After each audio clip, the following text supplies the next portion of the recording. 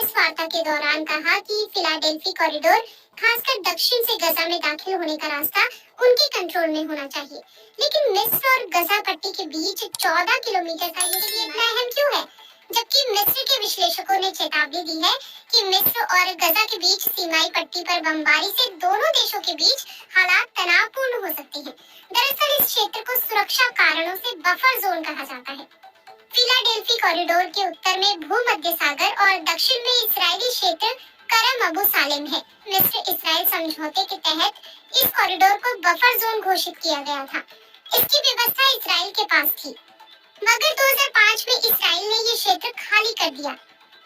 उसी साल इस्राएल ने मिस्र के साथ फिलाडेल्फी कॉरिडोर पर सहमति जताई।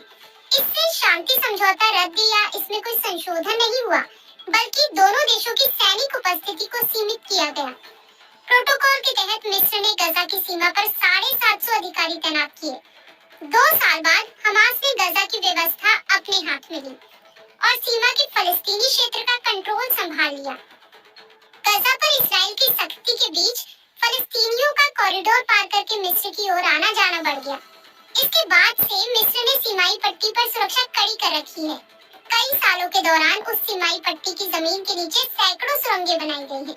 इसके उत्तर में समंदर, पूर्व और दक्षिण में इस्राएल और पश्चिम में मिस्र है।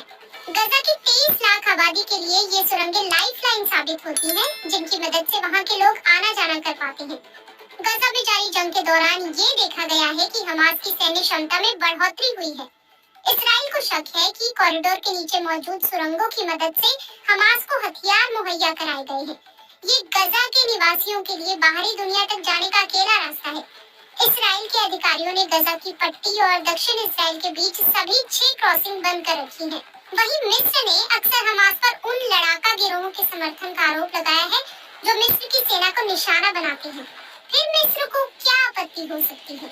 मिस्र प्रशासन ने बार-बार इस्राएल को बफर जोन में सैनिक ऑपरेशन के खिलाफ चेतावनी दी है। इस्राएल ने करम अबू सालेम क्रॉसिंग पर गलती से मिस्र की संभालना गजा में जारी जंग के नतीजों पर निर्भर है। मगर मध्य पूर्व में क्षेत्रीय मामलों के कुछ एक्सपर्ट्स की राय है कि इसके लिए इस्राएल को मिस्र से सुरक्षा संपर्क बनाने होंगे। विश्लेषकों का मानना है कि इसके लिए इस्राएल और मिस्र को अपने बीच शांति समझौते